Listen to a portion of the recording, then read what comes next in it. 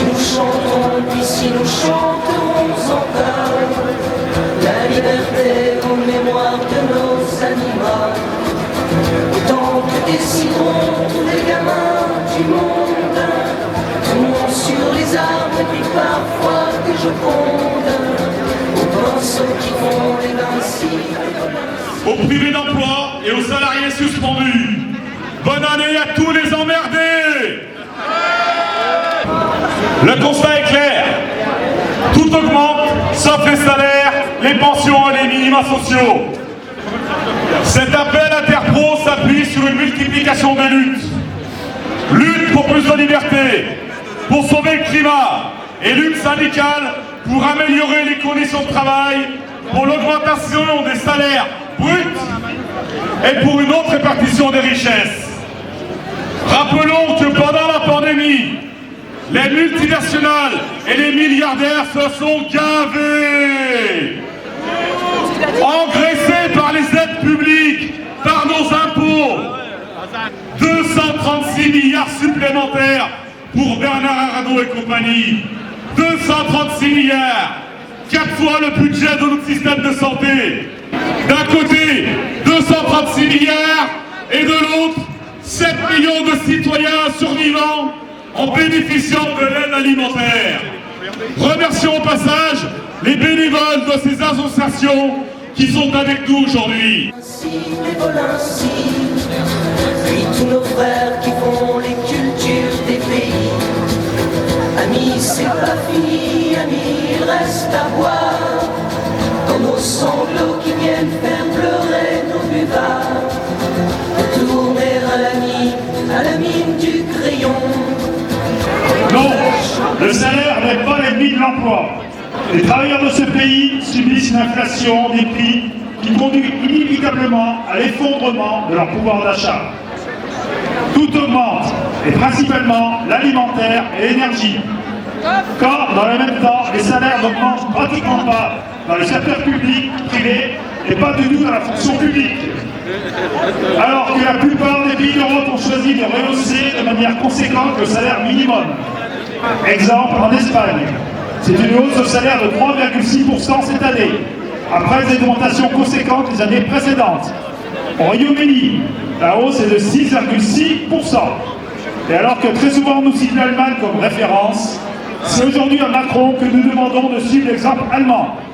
Rendez-vous compte, le SMIC allemand passera au mois de juin de 9,6 € à 12 € de l'heure, soit 364 € de revalorisation par mois. Nous aurons donc assisté à une multiplication de luttes depuis le 5 octobre 2021, dernière journée d'action interpro. Nous avons vu des sourires sur les visages des grévistes, des débats s'organiser grâce aux syndicats. Nous pensons ici aux Arkema, aux Bolof, aux Ugitech. Oui, les luttes ont très souvent été gagnantes et apporté de la joie et de l'espoir au monde du travail. Il serait trop long de toutes les évoquer, les luttes. Saluons quand même les piquets de grève d'aujourd'hui, les personnels de l'EHPAD Les Climatis, du centre de rééducation du Zander, des agents du gardiennage de Pantera et des postiers d'Albertville. Saluons aussi les châteaux-foyers.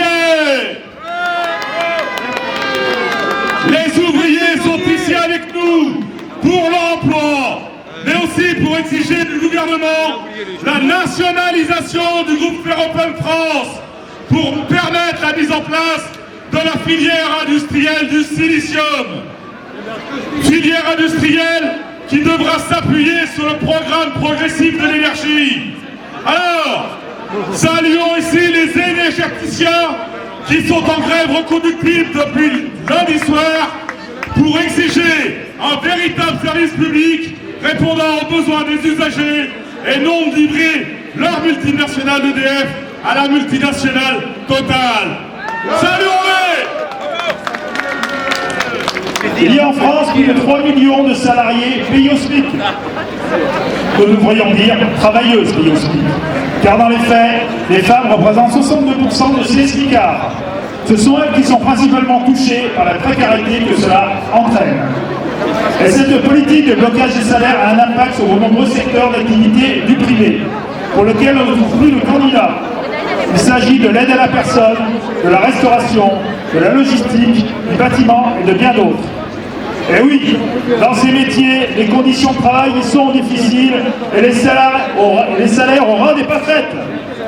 Messieurs les patrons, ajustez les salaires aux conditions de travail et vous n'aurez plus de problème de recrutement.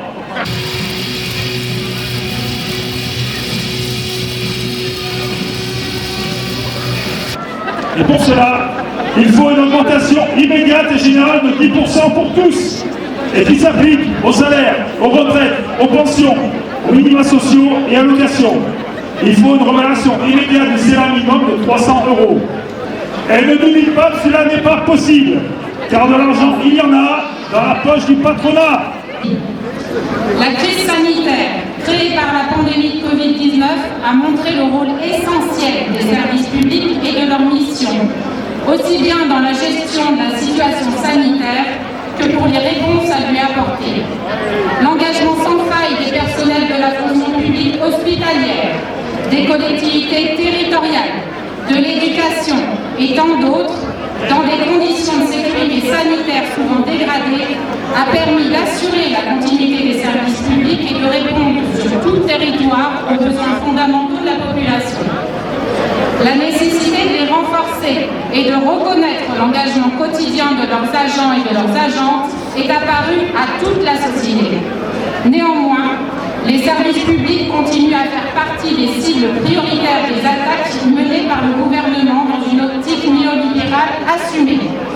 Les mesures budgétaires qui conduisent à réduire toujours plus le nombre de fonctionnaires, les mesures de territorialisation, d'externalisation de services et de missions, voire de privatisation se poursuivent et contribuent à affaiblir l'efficacité des services publics.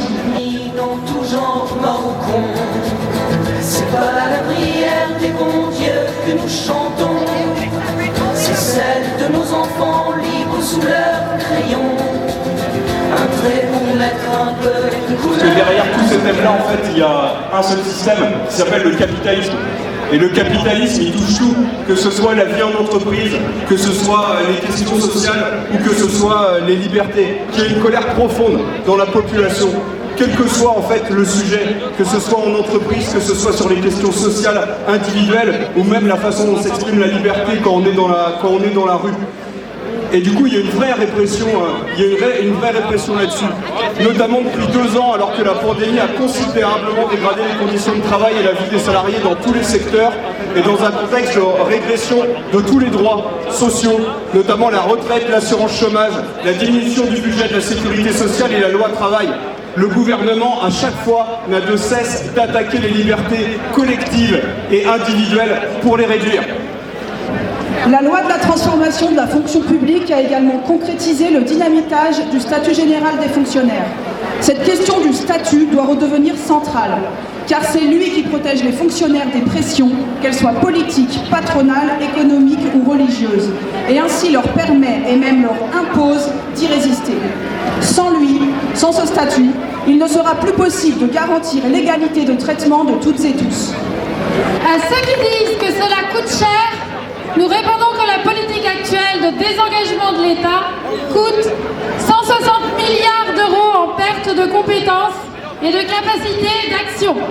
Nous répondons aussi qu'il serait grand temps d'avoir une politique fiscale juste, efficace, égalitaire et redistributive.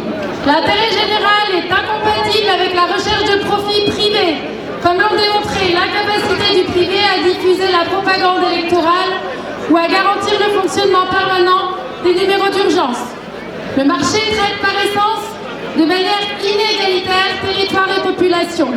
Alors, dans les semaines qui viennent, parallèlement à nos combats pour les salaires, la protection sociale ou le droit à une retraite décente, il va falloir crier haut et fort, salariés du privé comme du public, retraités comme jeunes, que nous ne voulons pas de cette logique de service minimum et tenons à des services publics protecteurs et redistributifs, clés de voûte de notre modèle social.